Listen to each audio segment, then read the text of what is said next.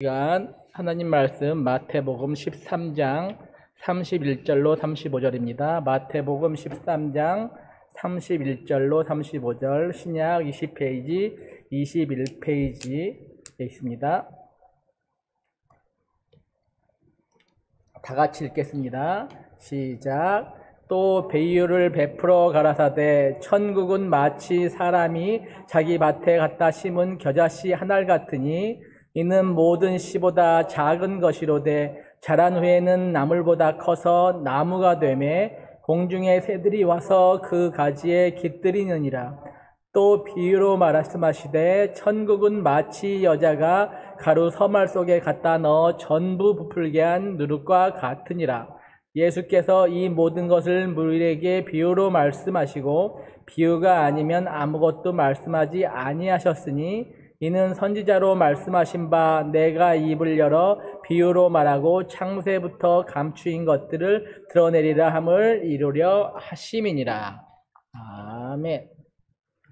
네, 마태복음 13장에는 계속 아시는 것처럼 7가지의 천국에 대한 비유가 나옵니다. 첫 번째는 우리가 잘 아는 씨 뿌리는 자의 비유, 두 번째는 알곡과 가라지의 비유, 그리고 오늘 본문에 나오는 겨자씨 비유와 누룩의 비유, 그리고 다섯 번째는 밭에 감추인 보화의 비유, 그리고 값진 진주, 또 그물의 비유, 이런 것까지 나오는데 이 비유들을 읽어보면 그냥 굉장히 역동적이고 그리고 활발한 느낌이 드는, 뭔가 바쁘게 움직이는 것 같은 그런 느낌이 듭니다. 좋은 밭에 뿌려진 씨앗이 싹을 틔우고 열매를 맺히고 30배, 60배 결실을 맺고, 또 밭에 감추인 보화의 비유에서는 밭에 보화가 감추인 걸 보고 빨리 가서 누가 가져가기 전에 자기 것들을 정리해서 그 밭을 사고 하는, 굉장히 열심히 뭔가 분주하게 살고 있는 그런 굉장히 능동적인 그런 모습들을 보게 됩니다. 천국에 대해서 그렇게 굉장히 움직이고 바쁘고 움직이는 것들을 보면 그게 무슨 뜻이냐면 13장의 천국 비유에서의 이 천국은 우리가 알고 있는 죽어서 가는, 우리의 영혼이 이 땅을 떠나서 가는 천국, 그것만을 말하는 것이 아니라는 것입니다.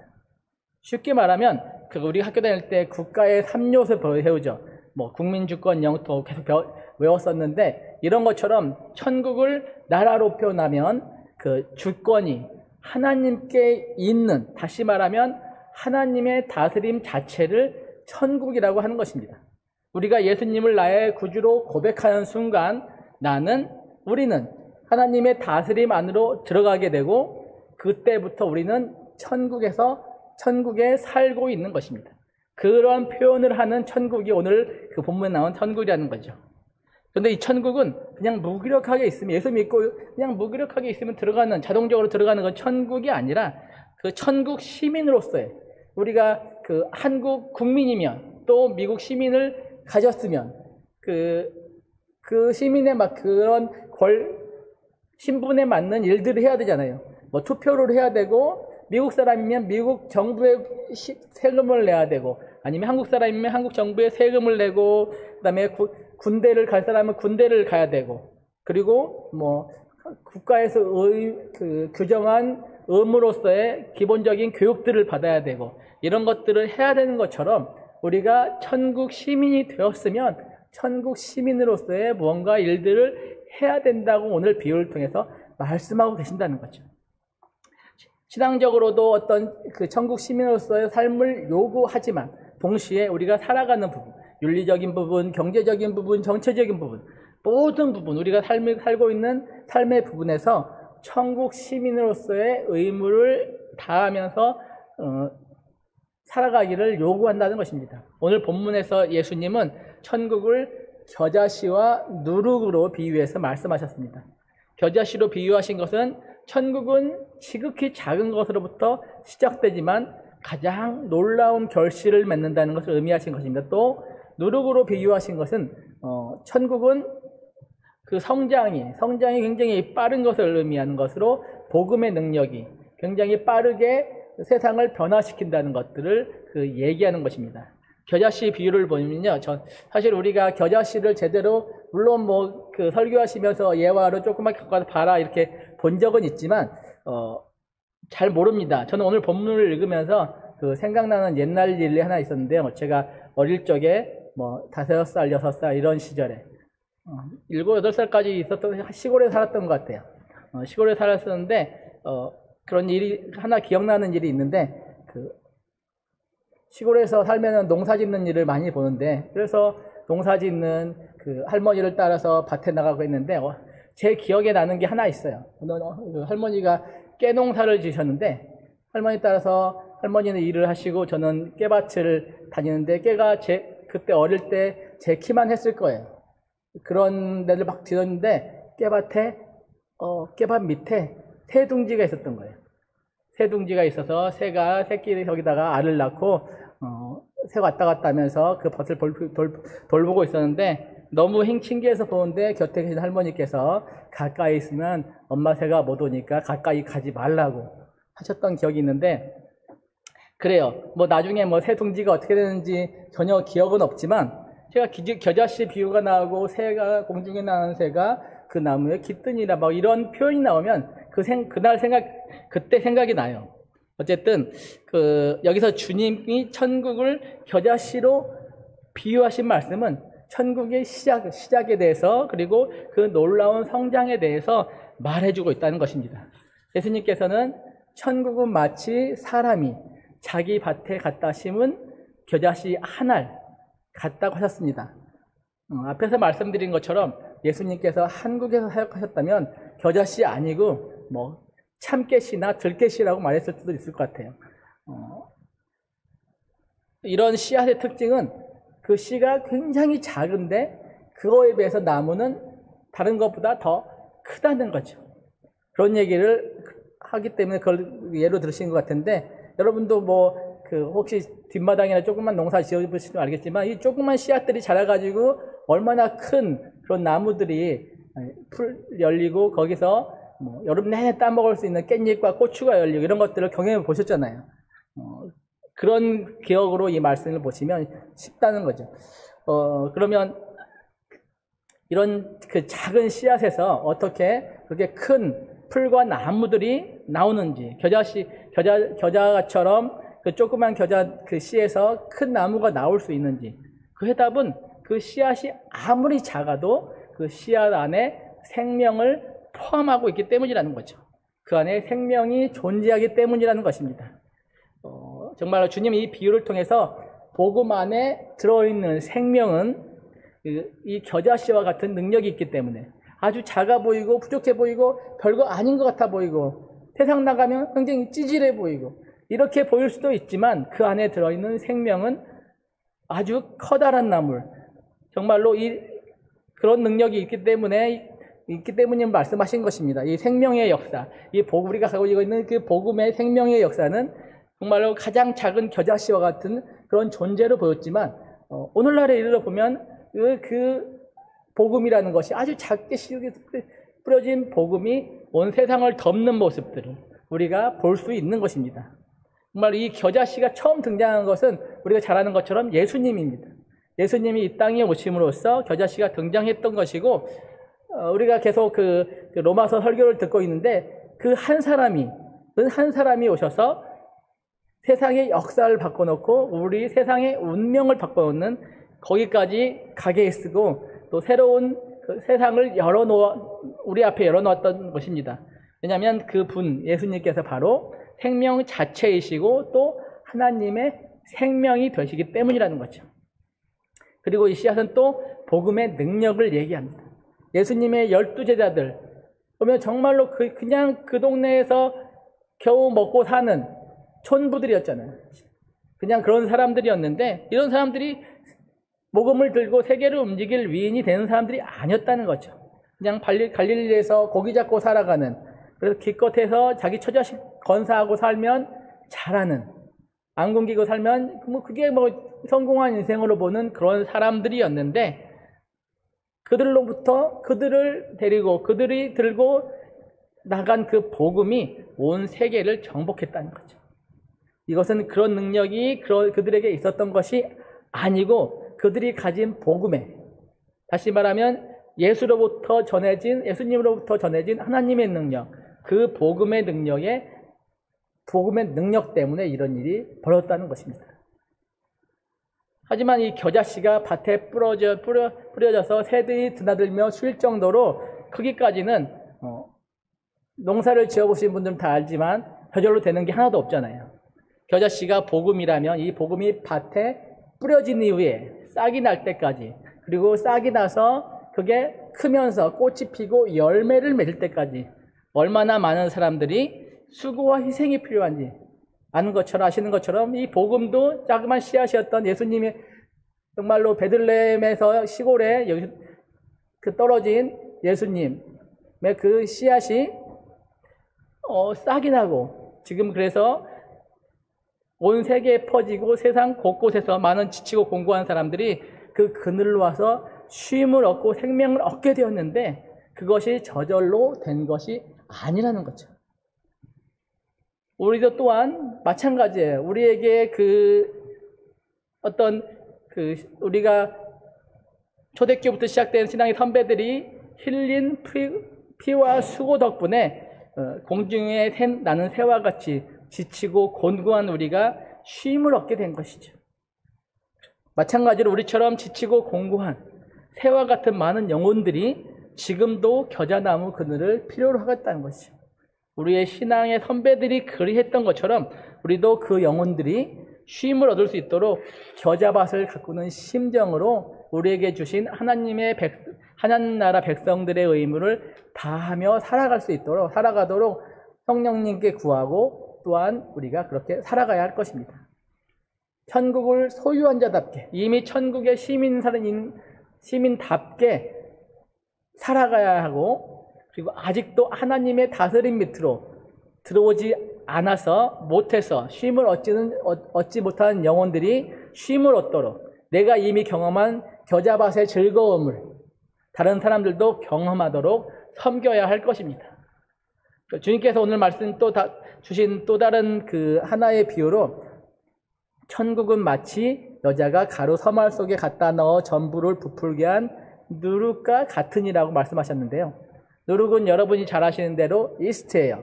빵 만들 때 넣는 이스트 가루.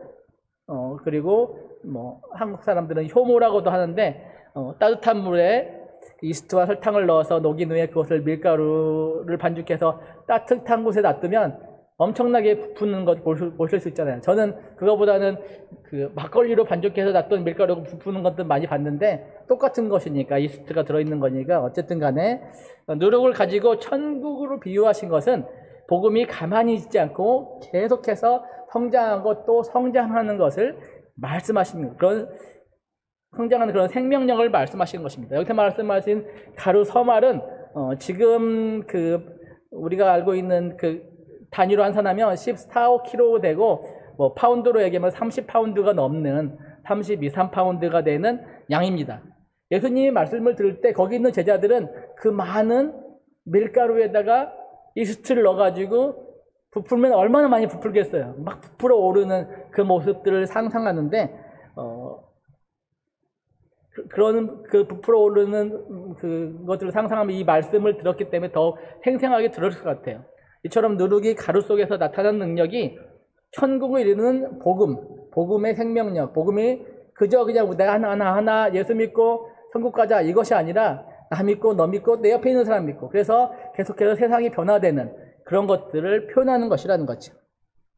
그래 이 비유를 예수님이 이 땅에 오신 이후에 지금까지 복음이 누룩이 들어간 밀가루 반죽처럼 계속해서 확장해 왔기 때문에 예수님이 태어나시고 복음이 심겨진 이스라엘 땅부터 우리가 살고 있던 저 한국 땅까지 굉장히 멀고 정말 어떻게 보면 저 구석에 박혀있는 그런 나라였지만 그 나라에까지 그 복음이 부풀고 확장해서 왔기 때문에 또 복음이 우리에게 전해졌고 또 지금도 우리에게 전해진 복음들이 세상 곳곳으로 구석구석으로 퍼지고 있다는 것입니다. 그런데 마찬가지로 이스트를 넣어 반죽해 보신 분들은 아실 텐데요. 그냥 밀가루에 뿌려서 그냥 바로 반죽하지 않습니다. 우선 밀가루를 그렇게 쳐가지고 깨끗하게 해놓고요. 그리고 또 이스트에다가 설탕을 좀 부어서 따뜻한 물을 저어가지고 좀 기다렸다가 넣어 반죽을 하게 되는데, 그리고 그냥 반죽하는 정도가 아니라 굉장히 열심히 치대가지고 반죽을 하는데, 왜냐하면 이스트가 반죽에 골고루 잘 퍼져야지 이게 반죽이 골고루 잘 부풀기 때문이죠. 천국도 마찬가지라는 거죠. 이미 천국을 사는 우리가 세상 곳곳에 들어가야 된다는 거죠. 우리가 누룩이 돼서 세상 곳곳을 들어가서 세상을 부풀게 해야 되는 거예요. 그래서 아직 부풀지 않는 곳에 들어가야 돼요. 그래서 그곳을 부풀게 해야 된다는 거죠. 우리가 세상에 들어가지 않고 그냥 우리 예수 믿는 사람끼리만 모여있고 그렇게 산다면, 그런 우리의 모습을 빵으로 비유하면 한쪽은 크게 부풀고 한쪽은 그냥 밀가루 떡으로 있어버리는, 그래가지고 제대로 먹을 수 없는 그런 빵이 되는 그런 모습이 된다는 거죠. 정말로 우리에게까지 와서 누룩이 되어 부풀게 한 우리 믿음의 선배들처럼 우리도 세상 구석, 우리에게 주어진 그런 삶의 자리 곳곳에 가서 우리가 믿음의 어떤 누룩처럼 그곳을 부풀리는, 그곳에 믿음의 어떤 복음의 능력이 퍼지게 만드는 일들을 우리가 해야 된다는 것입니다. 그리고 누룩이 반죽 전체에 퍼지도록 세상 곳곳에 가는 것도 중요하지만 누룩이 살아있어야 되잖아요. 이스트가 살아있지 않으면 또 반죽이 안 돼요. 이스트 반죽할 때 따뜻하게 온도를 맞추고 설탕을 넣어주는 것처럼 세상 곳곳에서 우리가 누룩의 역할을 제대로 하기 위해서 필요한 것은 우리가 예수 믿는 사람처럼 제대로 살아야 된다는 거죠. 제대로 예수를 믿어야 된다는 것입니다. 누룩의 역할을 다하기 위해서는 필요한 것은 바로 우리가 바르게 살아야 된다는 거. 저 사람은 예수 믿는 사람인데 다르다, 이런 말을 듣게 우리가 살아가야 된다는 것입니다. 천국을 이미 소유한 자답게 성령의 인도를 받으면서 예수 믿는 사람들이 어떻게 살아가는지를 우리가 보여줘야 된다는 거예요. 여러분도 많이 들으셨겠지만 지금 세상 사람들에게 교회 다니는 사람이 어떤 느낌이냐 물어보면 이기적이다, 거짓말도 한다, 신뢰감이 없다, 이런 조사가 나와요. 우리가 그래서는 부풀어 올라서 세상을 덮을 수 있는 그런 누룩이 될 수가 없다는 것입니다. 예수를 믿되 잘 믿어서 세상에 사랑을 주고 위로를 주는, 다시 말하면 잘 부풀어 오르는 그런 반죽이 되어야한다는 것입니다. 천국은 그냥 들어가서 무기력하게 있는 곳이 아닙니다. 우리가 이미 들어간 천국이 비록 조그만 겨자씨 같고 누룩 같지만 그것이 세상을 덮고 세상 곳곳을 변화시켜 왔고 지금도 계속해서 확장하고 있는 줄 믿습니다. 이미 천국에 살고 있는 우리의 기도와 우리의 제대로 된 믿음 생활이 그러한 확장에 쓰임받도록 기도할 수 있기를 바랍니다. 그리고 어제 담임 목사님 주신 말씀처럼 환난 중에도 즐거워하는 모습이 우리 삶 가운데 있어야 되는 것입니다. 그래야 우리에게 예수님을 보내주심으로 우리를 겨자나무 밑에서 쉬게 하신, 그리고 누룩 반죽이 되게 하신 하나님의 그 사랑에 감사하며 살아가는 우리의 삶이 되시길 바랍니다. 그리고 그런 우리의 삶이 아직 하나님의 사랑을 모르는 사람들에게 예수 그리스도를 보내주심으로 확증하신 하나님의 사랑을 전해주는 겨자씨와 같은, 누룩과 같은 우리의 삶이 되길 바랍니다. 이것이 우리가 말하는 축복의 통로이고 이것이 또 우리가 말하는 천국 백성의 삶인 줄 믿습니다. 이러한 은혜가 오늘 하루 살아가면서 또 저와 여러분에게 충만하시기를 간절히 축원합니다. 주님 감사합니다. 오늘 또 주님 말씀 나눴습니다. 정말 겨자씨, 누룩, 비록 지극히 작은 것들이었지만 정말로 세상을 덮고 많은 세상의 흐름을 바꿨고 온 세상이 온전히 죄 가운데 있던 세상이 정말로 주님께서 허락하신 광명으로 빛으로 나오는 그런 일들이 있었을 줄 믿습니다. 하지만 그것을 받은 자로 그거 받아서 그냥 무기력하게 사는 우리가 되지 않게 하여 주시옵소서. 우리에게 겨자씨와 같은 누룩과 같은 믿음을 전해준 많은 믿음의 선배들의 희생처럼 우리도 아직 그런 것들을 알지 못하는 천국을 소유하지 못한 많은 영혼들을 위해 기도하면서 예수 믿는 바로 믿는 모습들을 보여주면서 그들에게 겨자씨와 누룩의 역할을 다하는 우리의 모습이 될 수 있도록 하여 주시옵고, 그러하여 천국이 날마다 확장하는 모습이 우리를 통하여 그런 기적들이 일어날 수 있도록 은혜 허락하여 주시옵소서. 건강으로 또 여러 가지 재정적인 문제로 어려움을 당하는 성도들이 있습니다. 주님 처가자가에 위로하여 주시옵고, 이 시간이 정말 고통이고 힘든 시간들이지만 이 가운데서도 즐거움을 하나님께서 주시는, 이미 주신 큰 은혜 때문에 즐거움을 포기하지 않는 우리 삶이 될 수 있도록 은혜 허락하여 주시옵소서. 귀한 하루 주시는 주님께 감사드리며 예수님의 이름으로 기도드립니다. 아멘.